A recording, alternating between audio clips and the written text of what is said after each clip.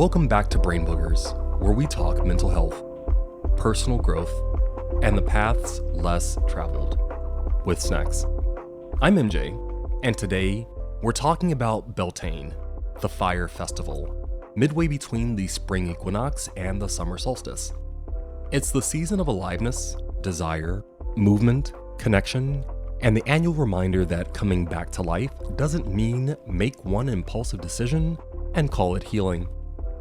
And quick reminder, Beltane isn't permission to get reckless or turn your healing into a performance. It also isn't an obligation to be hypersocial, hypersexual, or suddenly fixed just because the sun came outside and started acting brand new.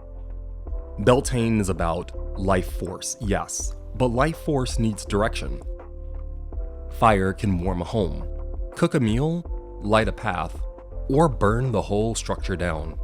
And some of us are out here trying to heal with kerosene. For a lot of us, especially if we come from rigid or performative environments, aliveness got translated into pressure. Be louder, be happier, be more available, be more desirable, be more on. But real vitality isn't performance. It's consent. It's capacity. It's knowing when your spark is genuine and when you're just running on fumes with a motivational quote taped to the dashboard. And here's a quick timeout for Christian listeners. You're safe here. We're talking history, symbolism, seasonal meaning, and mental health. Take what helps, leave what doesn't. And if your nervous system just whispered, "Is this witchcraft?" No, beloved. This is seasonal psychology with candles. I want to emphasize that discernment includes not forcing yourself into frameworks that feel unsafe. And boundaries with symbolism are also boundaries. And if this discussion leads you to learn more about yourself, I hope you're able to find a mental health professional to guide you along. Now that we have that established, Beltane is one of the 8 Sabbats on the wheel of the year, seasonal markers that track the sun, the land, and the human nervous system. And don't forget, your body has seasons too. Beltane sits between Ostara and Litha. If Ostara is emergence, first signs of life, balance returning, the system stabilizing, then Beltane is activation. It's the moment when what was quietly sprouting starts moving with intention, not just alive, but engaged, reaching, choosing. This is the season where growth stops being theoretical. You can't just say something good might happen. Beltane asks, what are you feeding? What are you committing to? What are you willing to tend while it's hot, visible, and real? And the fire piece matters as it symbolizes activation, not recklessness, not go hard or go home, but a reminder that growth needs energy, yes, and direction. Because remember, fire can warm you, cook for you, and light the way, or burn through the whole structure if you don't know how to handle it. Beltane is the season of saying yes with boundaries, yes with consent, yes with enough self-awareness to know the difference between desire and self-abandonment. So if Ostara said, something in me is coming back to life, Beltane says, okay, now what are you going to do with it? Now keep in mind, I like to look at the wheel of the year as a table, where we have the Sabbats on the left, we talk about the growth cycle lens in the middle, and then we talk about the simple meanings on the right. So for example, for Yule, the growth cycle lens would be expectation. The simple meaning of that is that the promise returns. You choose what you're hoping for. Then we have the Sabbat Imbolc. This has a growth cycle lens of preparation. The simple meaning here is clear space, gather your tools, and start small. And then we have the Sabbat Ostara, and the growth lens here is the emergence and balance of things. A simple meaning is first visible growth, and then stabilizing the system. And now we're in Beltane. Our growth cycle lens here is activation and commitment. The simple meaning is say yes and watch growth accelerate. And if you're coming from a background where ritual feels loaded, hear me gently. I'm not asking you to hand your authority over to the cosmos. I'm naming something human. We regulate and remember change through symbol, repetition, and story, not just insight. This is a pattern recognition frame. It helps you notice what's shifting, what's returning, and what you want to tend. So what is Beltane? Beltane's traditionally observed around May 1st, marking the shift into the bright half of the year. If Ostara is emergence, Beltane is ignition. Life isn't just sprouting anymore, it's reaching, blooming, mating, building, risking, becoming visible. It's a festival of fertility, but fertility is bigger than reproduction. It can look like creative fertility, relational fertility, business momentum, emotional openness, and renewed energy. Beltane asks, what in your life is ready to get more alive? And if nothing in you feels ready to activate, sometimes the work is just not punishing yourself for that. Now, let's talk about symbols and the nervous system.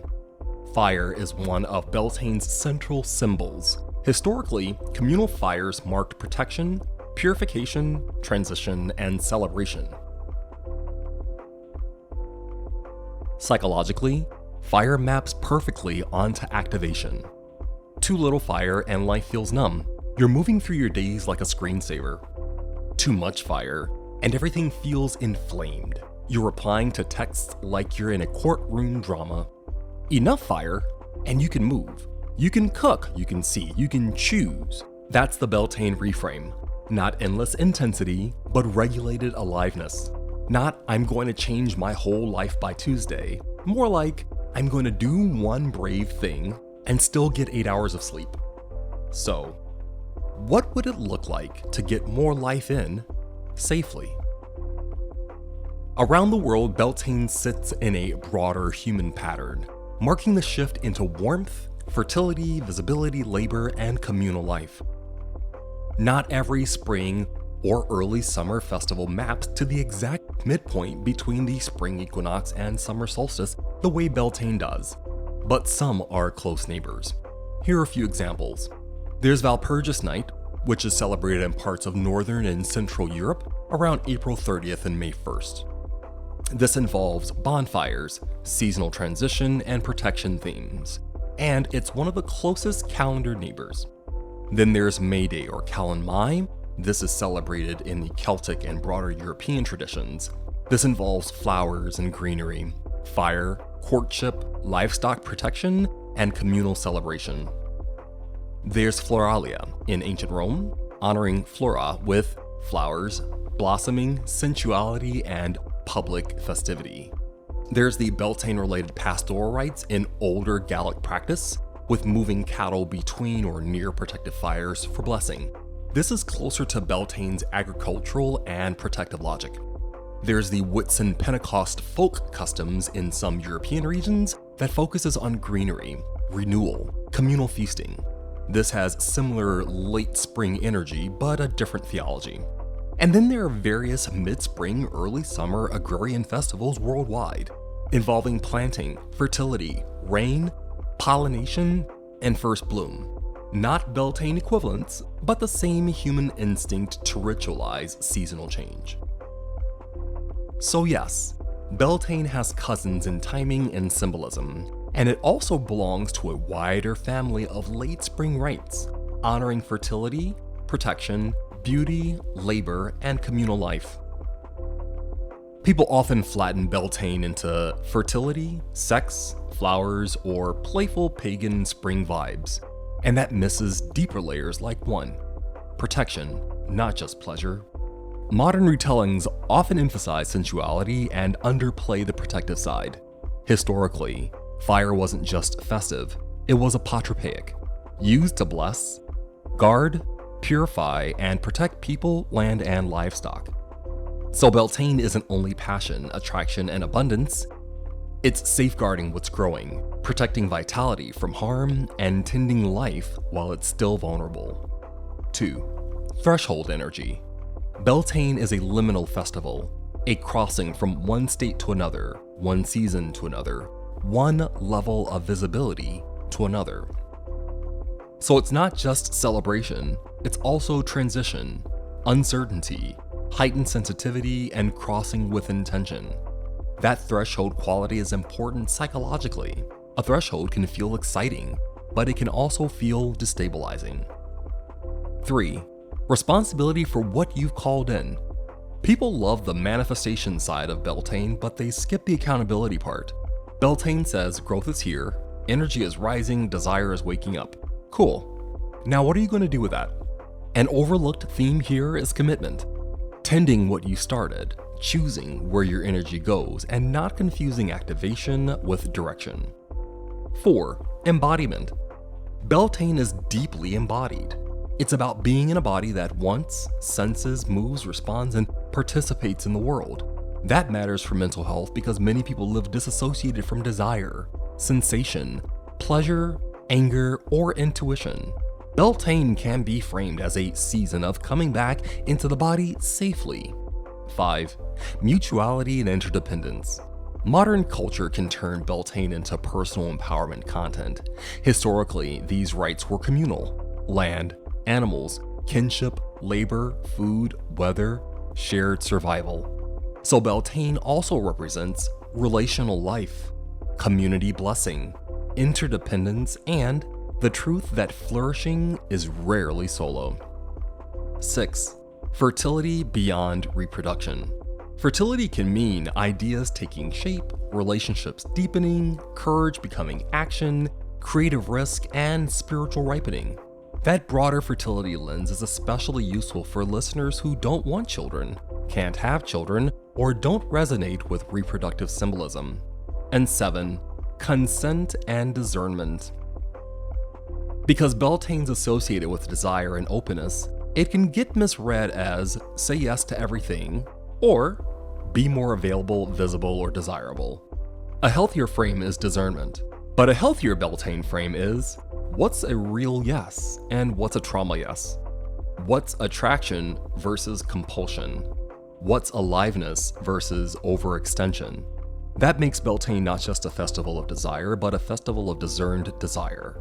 For adults trying to break out of indoctrination, discerned desire is the shift from being told what to want to learning how to recognize what is actually true for you. That's a huge threshold. A lot of indoctrination, religious, familial, cultural, ideological, doesn't just control behavior, it trains desire. It tells you what's good to long for, what's shameful to want, what kind of life is acceptable, what kind of curiosity is rebellion, what kind of pleasure is dangerous, and what kind of self-expression is too much. So when someone starts deconstructing, the question isn't only, what do I believe now? It's also, can I trust what I want? Is this desire mine, or is it a reaction?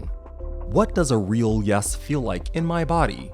Do I actually like this, or was I trained to fear it? And am I choosing this because it's true, or because it feels forbidden? That's where Beltane becomes powerful, because Beltane in this frame is not about impulsively doing everything you were once denied. It's not just rebellion, it's recalibration. It says, you don't heal from control by becoming unbound in every direction. You heal by developing an honest relationship with desire. And that honest relationship usually has a few stages. First, naming suppressed desire. First, you start noticing what got buried. Not just sexual desire, but desire for rest, for beauty, for a different identity, for truth over belonging, for pleasure without guilt, to stop performing goodness. For many adults leaving indoctrination, even admitting those desires can feel dangerous. 2. Separating desire from shame. Indoctrination often fuses wanting with wrongdoing. So a person may feel curious, then guilty, excited, then afraid, drawn, then disgusted with themselves, alive, then convinced they are slipping. Discerned desire means learning that the presence of desire isn't proof of corruption. It's information. Not every desire should be acted on, but every desire can be listened to. That's a mature Beltane lesson. 3. Learning the difference between reaction and revelation. When people first break from control, they may swing hard in the opposite direction. That's understandable, but not every opposite choice is a liberated one. Sometimes what feels like freedom is backlash, unresolved grief, trauma-driven urgency, hunger from deprivation and the thrill of transgression, and sometimes it's real awakening. Discernment asks, is this grounded? Is this nourishing? Is this sustainable? Am I choosing this from presence or from injury? Does this expand me or just provoke my old system? That's the difference between reactive desire and realized desire. 4. Moving from permission to embodiment. A lot of people in deconstruction spend years trying to intellectually permit themselves to live differently. But realization is deeper than permission. It becomes I know from I'm allowed. It becomes this is true for me from maybe this isn't wrong. It becomes I can inhabit this from I can try this. That's experience. That's embodiment. That's when the body stops asking the old authority for approval every 5 minutes. 5. Rebuilding self-trust. Indoctrination often damages the ability to trust your own perception. You learn to override intuition, bodily signals, emotional truth, pleasure, grief, and anger. So discerned desire is also the rebuilding of self-trust. It means asking, what feels alive in me? What feels heavy, false, or inherited? What brings clarity instead of collapse? What kind of experience leaves me more integrated, not more fragmented? That's not selfishness, that's recovery. 6. Choosing experience without abandoning wisdom. Breaking out of indoctrination doesn't mean rejecting all structure, all caution, all ethics, and all tradition. It means moving from imposed certainty to lived knowing. So Beltane as a festival of discerned desire can symbolize testing life directly, letting experience teach you, allowing the body and psyche to participate in truth, discovering meaning through encounter, not just instruction. In other words, I'm no longer living only by inherited commands. I'm learning through contact, reflection, sensation, consequence, and realization. That's a sacred shift. Beltane becomes the season where desire isn't treated as evidence against you. It becomes evidence that you're alive enough to listen. And for people leaving indoctrination, that listening can be revolutionary, because realization begins when borrowed rules stop being the only voice in the room. And 7. Joy is regulation, not performance. Another muted piece. Joy can be regulatory. Celebration isn't always frivolous. Singing, dancing, feasting, gathering, decorating, moving outdoors, these can help the nervous system register safety, connection, and seasonal change. So Beltane can represent communal nervous system regulation, safe pleasure, earned delight, and life force without self-abandonment. The pattern is clear. People need rituals that help the body believe it's safe to live again. If desire feels unsafe or confusing, that doesn't mean something is wrong with you. It may mean your system is protecting you. So now let's talk about how Beltane is social energy for many people. Bonfires, dancing, shared meals, celebration. But being seen can be complicated. And I want to name something plainly. Discernment about visibility isn't just personal, it's political and contextual. For some people, being seen has never been neutral. Depending on your identity, your neighborhood, your job, your family system, your immigration status, your gender expression, your faith background, visibility can come with real consequences.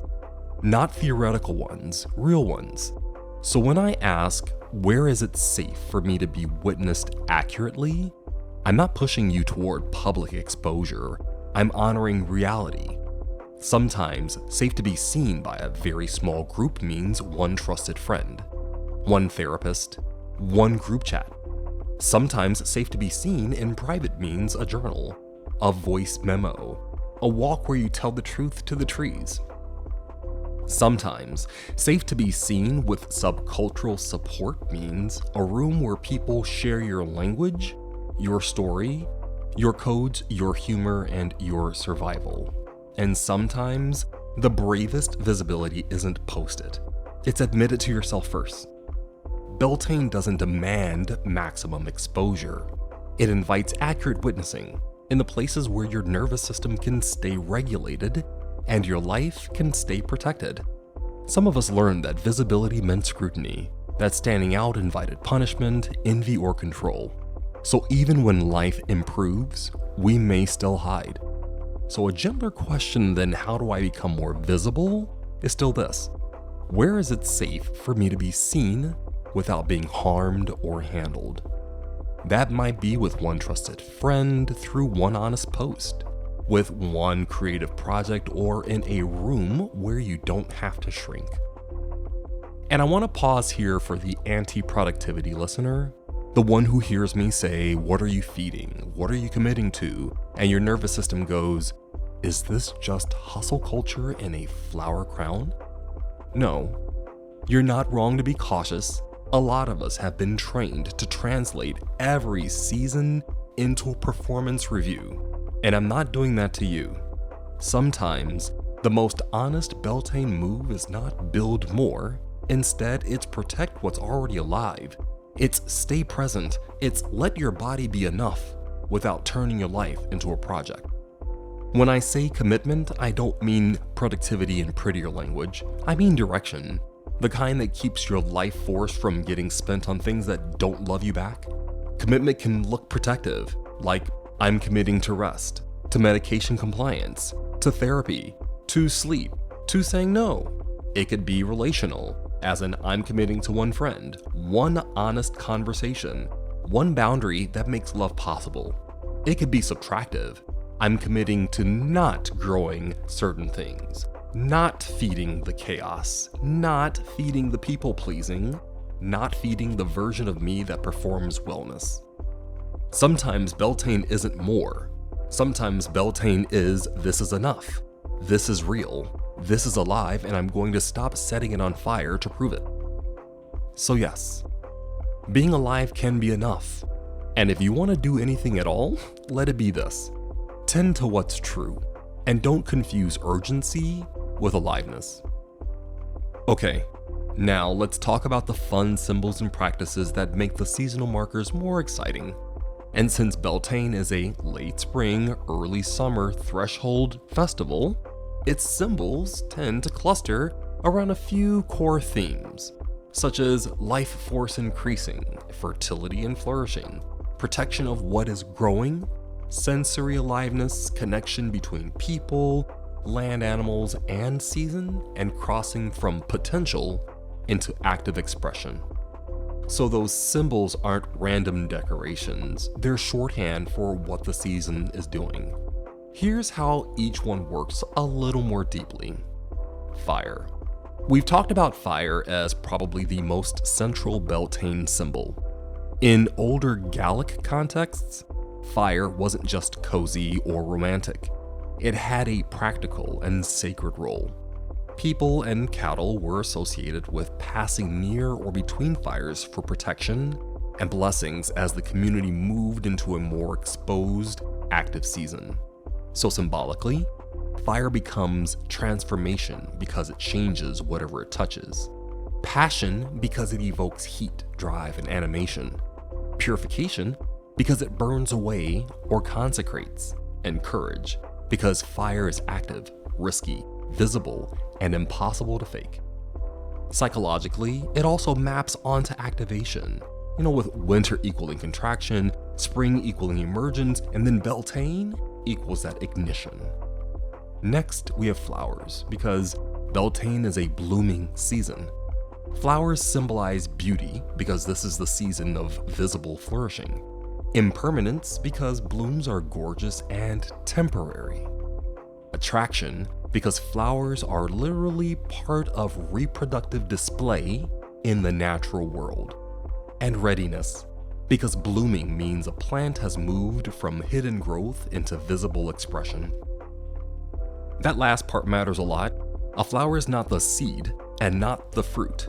It's the moment of display, invitation, and possibility. That's very Beltane. Not just becoming alive, but becoming visible.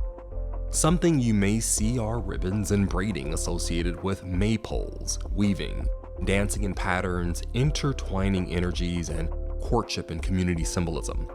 Braiding and ribbons symbolize relationship because separate strands become something shared. Interdependence because strength often comes through connection, and chosen connection because weaving implies participation, not accident. This is also why maypole imagery has lasted so long. It visually enacts movement, fertility, social patterning, and communal participation. On a psychological level, braiding says your life is not made alone, growth is relational, and what you join yourself to matters. Next is honey and herbs. These are Beltane adjacent because they carry the sensory and agricultural feel of the season. Honey symbolizes sweetness, pleasure, reward, the richness of life, the work of pollination, and fertility. Honey is especially fitting because it comes from a whole ecological relationship. Flowers, bees, season, labor, time. So it's not just sweet stuff. It's sweetness produced through interdependence. Herbs symbolize vitality, healing, freshness, embodied experience, and earth-based wisdom. And fresh herbs are fragrant, alive, useful, and sensory. They bring Beltane out of abstraction and into the body. Together, honey and herbs point to embodied pleasure because Beltane isn't just an idea, it's tasted, smelled, touched, and lived. Try this if you have access to rosemary, lemon balm, citronella, mints, oregano, or lavender, and rub the leaves and take in the aroma. A whiff of these in nature are sure to send a surge through your nervous system. And now let's talk about colors, because these colors are symbolic as they reflect both the landscape and the emotional tone of Beltane. For example, we have red for vitality, because red evokes blood, heat, life force, sexual energy, courage, and movement. It's the color of intensity and animation. Then we have pink for tenderness. Pink softens red. It suggests affection, softness, relational warmth, gentler forms of desire, and care without harshness. That's useful if you want Beltane to feel sensual via sight, sounds, touch, taste, smells, and proximity without becoming aggressive. Then we have green. Green is obvious, but important. It symbolizes fertility, abundance, leafing out, thriving systems, and the return of sustained life. It grounds Beltane in the land, not just human feeling. We have white, which can symbolize cleansing, sacredness, intention, protection, and clarity of purpose. This matters because Beltane is not only about heat, it's also about consecrating what is beginning. And then we come to gold. For warmth and abundance, it evokes sunlight, ripening, prosperity, radiance, and generosity of season. It's the glow of things becoming full. And finally, we come to scents. Scent is powerful because Beltane is a sensory festival. These scents fit because they evoke blooming, freshness, clarity, and enlivening energy. For example, rose, which symbolizes love, beauty, vulnerability, tenderness, and sensuality. It's a classic Beltane scent because it holds both softness and intensity. All right, then we have jasmine. Jasmine often carries mystery, attraction, lushness. It leans more overtly into the erotic or magnetic side of Beltane. There's rosemary, which is a great balancing scent because it adds clarity, protection, memory, purification, and focus. That makes it especially useful if you want Beltane framed as discerned desire, not just raw desire. Next is citrus. Citrus brings brightness, freshness, energy, uplift, and awakening. It fits the coming alive dimension of Beltane well. And then we have fresh grass or floral blends. These evoke the land itself, greenness, open air, bloom, seasonal immersion. They make Beltane feel less like a concept and more like an environment. And you know that smell after the rain? Petrichor. It's one of those scents that feels like a reset button for my nervous system. The moment rain hits warm ground, the air turns earthy and alive like the world is exhaling. And honestly, that's why it fits Beltane so perfectly. Beltane is all about the land waking up, heat returning, desire and creativity moving back into the body, and growth becoming visible instead of theoretical. Petrichor is the bridge between elements, water meeting soil, turning waiting into bloom. And it mirrors the Beltane invitation to let what's been dry or dormant in us get softened, fed, and made ready to grow. Now, taken together, these symbols create a pattern. Fire equals activation and protection. Flowers equal visible flourishing. Ribbons and braiding equal relationship and interdependence. Honey and herbs equal embodied sweetness and vitality. Colors equal the emotional and seasonal palette of aliveness. And scents equal nervous system cues that say life is returning. So Beltane symbolism is really about this. Life is no longer just emerging, it is expressing itself. And because expression makes life more visible and vulnerable, Beltane also carries the need for blessing, discernment, and protection. If we want to dig a little deeper, we find more senses expressed in our practice. If the 5 senses are the party, these other senses are the bonfire underneath. They're the quiet ways your body says, I'm here, I'm alive, pay attention. And Beltane is a perfect time to listen, because life is no longer just emerging, it's expressing itself. And expression makes us more visible and more vulnerable. So we bless it, we discern it, we protect it. There's proprioception.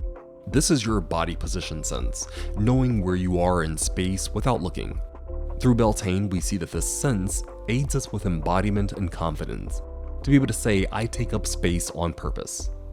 For our mental health, we can see this as coming home to your body without shame. You can take a slow stretch, put a hand on your ribs or hips, and notice, do you feel grounded or floaty? And ask yourself, where in my body do I feel most me lately? There's vestibular. This is your balance and motion system, your inner ear saying we're upright, we're moving, we're safe, or we're not. This ties into play, dance, risk with safety, and joy. Beltane is movement, so there's that maypole energy, walking the land, stepping into summer like you mean it. And nervous system note here is gentle rocking or spinning can be regulating for some people and activating for others. Both are information. So ask yourself, what kind of movement makes me feel free? And what kind makes me feel unsafe?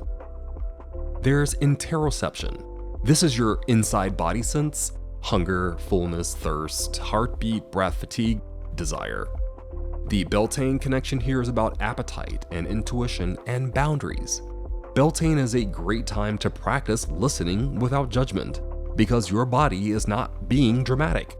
It's communicating. If you've spent your life ignoring needs to keep the peace, interoception can get quiet. Not broken, just quiet. So ask yourself, what is my body asking for that I've been negotiating with? There's thermoception. This is your temperature sense, hot, cold, warmth spreading, chills rising. The connection to Beltane here is about literal heat and metaphorical heat, passion, courage, vitality. We have various symbols through bonfires, sunlight, warming weather. It's the season of warmth returning, and warmth can be grounding, such as through warm tea, warm showers, a heated blanket. Simple ways to tell your nervous system you're safe enough to be here. So ask yourself, where do I need more warmth? Physically, emotionally, socially? There's nociception. This is pain sensing, your body's protective alarm system. The Beltane angle here is that fire is about transformation, not self-destruction. Pain is a signal, not a moral failing. Beltane can sound like, I honor the signal and I choose to care. With fitness, there's soreness and there's injury. Learning the difference is wisdom. So, ask yourself, is this pain asking for strengthening softening, or stopping. There's proprioception. Itch is its own lane. It's the body saying, hey, pay attention, something needs to change. The connection to Beltane is about restlessness. Something needs to move, and we can keep it light. Beltane itch is sometimes just your spirit going, can we go outside, please? So ask yourself, what am I itching to start, and what's the smallest first step? There is chronoception. This is your sense of time passing. Clock time, yes, but also seasonal time. The Beltane angle here is the turn of the wheel. Beltane marks the shift. Light stretches longer, energy changes, and time can feel different in spring and summer. As it relates to mental health, depression and anxiety can distort time. Seasonal rituals can gently re-anchor you. So ask yourself, where am I rushing? Where am I ready? And then there's kinesthesia. This is your sense of movement, how your body knows it's moving, how it tracks effort, flow, coordination. The Beltane angle here is vitality, sensuality, strength, and capability. This is where Beltane and fitness can hold hands, movement as devotion, not punishment. And here's a practice. A few intentional reps, such as air squats, push-ups, a walk, done like a ritual. So ask yourself, what movement feels like celebration, not punishment? So if Beltane symbolism is really about this, life is no longer just emerging, it is expressing itself, then these other senses are part of the blessing. They help you notice what's alive in you, and they help you protect it with discernment, not by hiding, by listening, by choosing, by staying in your body while you grow.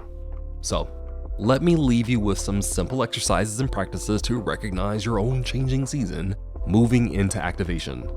You can do the Bless What's Blooming candle, where you light a candle or sit with sunlight if you don't do flame. And then you can either say out loud or say to yourself, what's expressing in me right now is, and then I bless it with patience, courage, joy, or discipline, or all of them.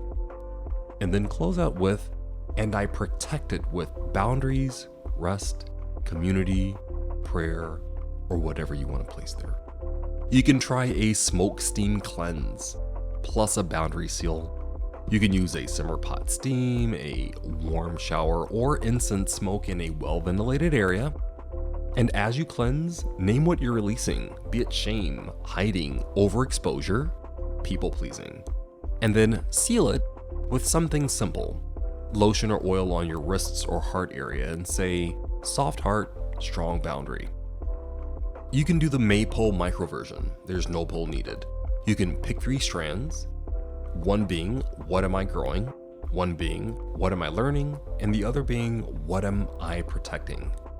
And then you can braid and twist them while naming one action for each. Then put it somewhere visible for the season. You could try the sensory offering walk. You can take a 10-minute walk, noticing one color, one scent, one sound, one texture, one inside signal, such as your breath or your heartbeat. And end with, life is expressing itself, and I'm allowed to be a part of it. You can also try a protection by choice list. You can write 2 different lists. One, I am available for collaboration, joy, intimacy, creativity, learning. The other, I'm not available for chaos, secrecy, disrespect, overexposure, self-abandonment. And read it like a blessing. This is Beltane protection without fear. As we close, keep in mind that Beltane isn't about becoming a different person overnight. It's about letting life move through you without abandoning yourself. You don't need to force chemistry where there's no safety. You don't need to perform joy to prove you're healing. You don't need to say yes just because the season got brighter. You're allowed to be warming up. You're allowed to be discerning. You're allowed to let aliveness arrive in honest doses. So if Ostara was balance, Beltane is brave participation. Not reckless, not fake, not all or nothing. I'd like to leave you with just this question. what would it look like to let more life in safely? Like candle, not wildfire. Thank you for joining me during this conversation about Beltane and the Wheel of the Year. If this episode helped you, share it with someone who needs a gentler framework for joy, desire, and connection, and boundaries.